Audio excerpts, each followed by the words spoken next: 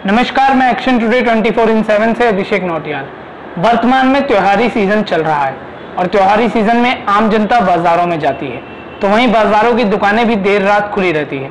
ऐसे में अपराधियों के लिए एक अवसर होता है कि किसी घटना को अंजाम दिया जाए, और लॉकडाउन लगने के कारण कई अपराधी पैरोल पर बाहर आए हैं, तो कोई भी अपराधी घटना को अंजाम दे सकता है। लेकिन डीआईजी अरुण मोहन जोशी ने इस आशंका को देखते हुए सभी क्षेत्राधिकारी और थाना प्रभारियों को अलर्ट रहने के निर्देश दिए हैं। साथ ही कोशिश कर रहे हैं कि ऐसे अपराधियों के खिलाफ गैंगस्टर लगाए, जिससे अपराधी काफी समय तक जेल में रह सके। कोरोना वायरस के संक्रमण को फैलने से रोकने के लिए और सोशल डिस्टेंसिंग बरकरार रखने के लिए सरकार ने कैदियों को पैरोल पर रिहा किया था और देहरादून की सिद्धोवाला जेल से 120 कैदियों को रिहा किया। साथ ही लॉकडाउन होने के कारण अपराधियों को किसी भी तरह की घटना करने का मौका नहीं मिल पाया था, लेकिन अब अनलॉकडाउन के दौरान सभी सामान्य हो गया है। वर्तमान में दीपावली तक लगातार त्योहारी सीजन है, जिसके चलते इस तरह के अपराधी इस मौके पर अधिक घटना को अंजाम देते हैं। डीआईजी अरुण मोहन जोशी ने जानकारी देते हुए बताया कि देखिए, व्यापारी से हमारी लगातार बात हो रही है, वो केयरफुल भी हैं और जहां पर पुलिस प्रोटेक्शन की रिक्वायरमेंट रहती है हम लोग प्रोवाइड भी करते हैं, और इस तरह के जो एलिमेंट एक्टिव हो रहे हैं उन पर लगातार हम लोग नजर बनाए हुए हैं। और हमारी कोशिश भी यह है कि जो भी इस तरह के एलिमेंट्स हैं उनके अगेंस्ट में हम लोग गैंगस्टर एक्ट में बढ़िया कार्रवाई करें, ताकि वो लंबा जेल में रहें, और उस हिसाब से ऑलरेडी डायरेक्शंस दे दिए हैं। देखिए, ये जो टाइम चल रहा है, अभी फेस्टिव सीजन भी है, लोग बाहर निकलते हैं और क्रिमिनल्स जो हैं वो इसको एक अपॉर्चुनिटी की तरह लेते हैं, इसलिए हम ऑलरेडी इस पर काफी होमवर्क कर चुके हैं। जो व्यापारी हैं उनसे मैं अपील की है कि जब भी वैल्यूएबल्स कैरी करते हैं, कैश कैरी करते हैं, पुलिस प्रोटेक्शन जरूर लें। इसके अलावा जो हमारे तमाम थाना इंचार्ज हैं, सर्कल अफसर हैं, उनको डायरेक्शंस दिए हुए हैं कि पुलिस की विजिबिलिटी बढ़ाई जाए, तो उस हिसाब से ऑलरेडी सभी को डायरेक्शंस हैं, पुलिस काम भी कर रही है। फोकस इसी बात पर है कि क्रिमिनल जो है, जो एक्टिव हो सकते हैं, उनको ऑलरेडी हम जो भी प्रिवेंटिव कार्रवाई कर सकते हैं जरूर करें, लेकिन अगर इस तरह की कोई घटना होती है तो उसको इमीडिएटली वर्कआउट भी करें। आगामी त्योहारों के मद्देनजर देहरादून शहर में हो रहे स्मार्ट सिटी के काम में तेजी लाने के लिए स्मार्ट सिटी के सीईओ ने निर्देशित किया है। वहीं ट्रैफिक पुलिस द्वारा भी लगातार स्मार्ट सिटी के हो रहे काम की मॉनिटरिंग की जा रही है, जिससे लोगों को स्मार्ट सिटी के हो रहे काम के कारण जाम जैसी स्थिति का सामना न करना पड़े। एसपी ट्रैफिक द्वारा स्मार्ट सिटी को कर रही कंपनी को निर्देशित किया हुआ है कि जो सड़क पर काम पूरा हो जाए तो उसे तत्काल सही किया जाए, जिससे सड़क पर यातायात सुचारू रूप से चल सके। आने वाले त्योहारों के कारण बाजारों में लगातार भीड़ बढ़ रही है। वहीं दूसरी ओर स्मार्ट सिटी के काम के कारण जगह जगह सीवर लाइन और पाइपलाइन लगाने के लिए सड़कें खुदी हुई है। हालांकि 2 दिन पहले स्मार्ट सिटी के सीईओ आशीष श्रीवास्तव ने स्मार्ट सिटी के साथ बैठक कर काम में तेजी लाने और पाइपलाइन या फिर सीवर लाइन डालने के बाद 2 घंटे के अंदर सड़क सही करने के लिए निर्देशित किया है। वहीं ट्रैफिक पुलिस द्वारा भी स्मार्ट सिटी के हो रहे काम के कारण जाम की स्थिति ना बने, उसके लिए लगातार प्रयास कर रहे हैं। एसपी ट्रैफिक प्रकाश चंद्र आर्या ने बताया कि त्योहार भी है तो जाम लगने की स्थिति है, तो उस तरह ट्रैफिक पुलिस इस तरह काम करेगी। देखिए, स्मार्ट सिटी के अंतर्गत अभी जैसे पाइपलाइन बिछाने का काम, सीवर लाइन बिछाने का काम चल रहा है फर्स्ट फेज में, तो ये काफी जगह हो भी चुका है, कई जगह अभी बाकी भी है।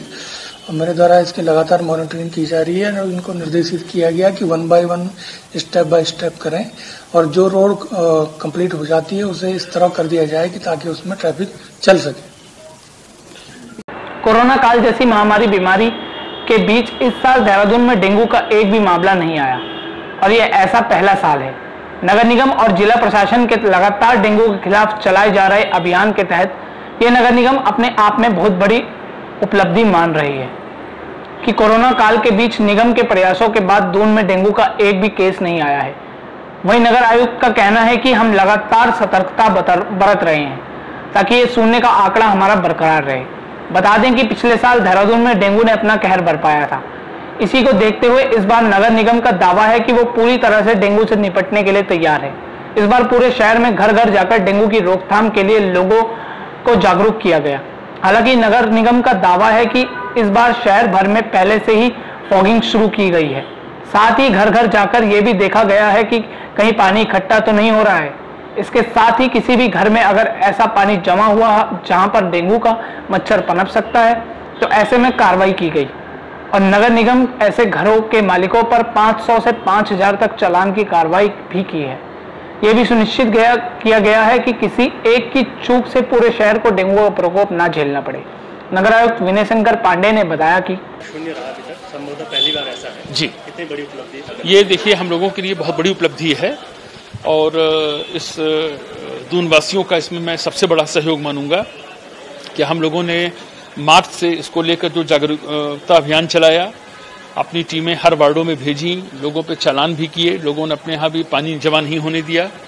इसके अलावा जो हमारा सोडियम हाइपोक्लोराइड डिसइंफेक्टेंट का छिड़काव कोविड के मद्देनजर किया गया था, उसका भी काफ़ी अच्छा प्रभाव देखने को मिला और अन्य वर्षों की तुलना में मच्छर बिल्कुल नगण्य स्थिति में रहे इस बार। और पहला ऐसा वर्ष है जहां पर डेंगू का अभी तक एक भी केस रिपोर्ट नहीं हुआ और हम अभी ईश्वर से ही प्रार्थना कर रहे हैं, अपनी प्रशासनिक मशीनरी से यही अपेक्षा कर रहे हैं कि अभी पूरी ताकत से लगे रहें।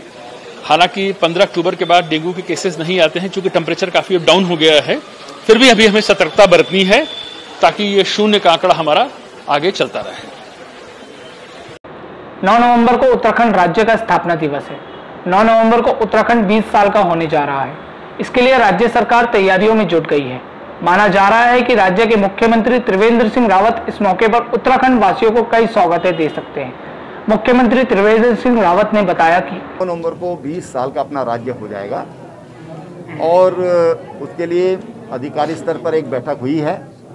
मैंने उनसे कहा कि 9 नवंबर के आसपास एक सप्ताह में हम क्या क्या ऐसी योजनाएं राज्य को दे सकते हैं उसके बारे में आप विचार करें।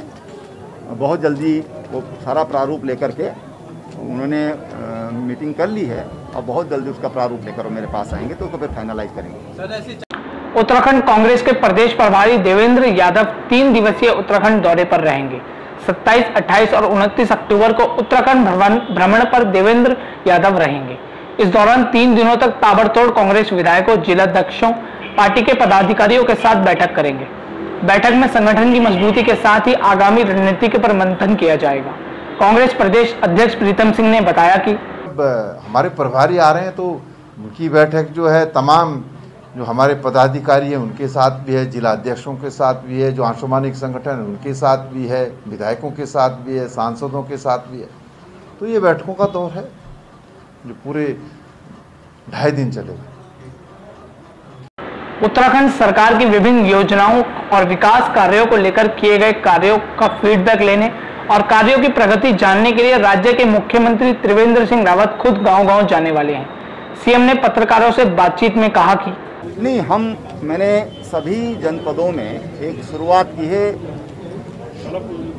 कार्यकर्ताओं के साथ बैठना, अधिकारियों के साथ विकास कार्यों की समीक्षा करना और रात्रि विश्राम। तो तमाम तरह की बातें जो कई बार बैठकों में नहीं आ पाती हैं, तो जब हम अनौपचारिक रूप से लोग मिलने आते हैं तो कई बातें हमको बताते हैं। उसमें तमाम जो प्रबुद्ध किस्म के लोग हैं वो भी अपनी बात बताने आते हैं, तो उनसे सरकार को एक फीडबैक मिलता है। तो वो सारे काम इस दौरान हम कर रहे हैं। अभी मैं 3-4 जिलों में रुका हूँ। मैं सभी जिलों में मेरी योजना है और फिर मेरी ये भी योजना है कि आगे चल करके कुछ गाँवों में जाकर भी मैं फील्ड में जाकर के भी उन गाँवों में जो योजनाएं दी गई हैं वो धरातल पर स्वयं उनका निरीक्षण करने और देखने में जाऊँगा। सर और देश और दुनिया की बड़ी खबरों के लिए देखते रहिए एक्शन टुडे 24/7 और हमारे चैनल को लाइक और सब्सक्राइब करना ना भूलें।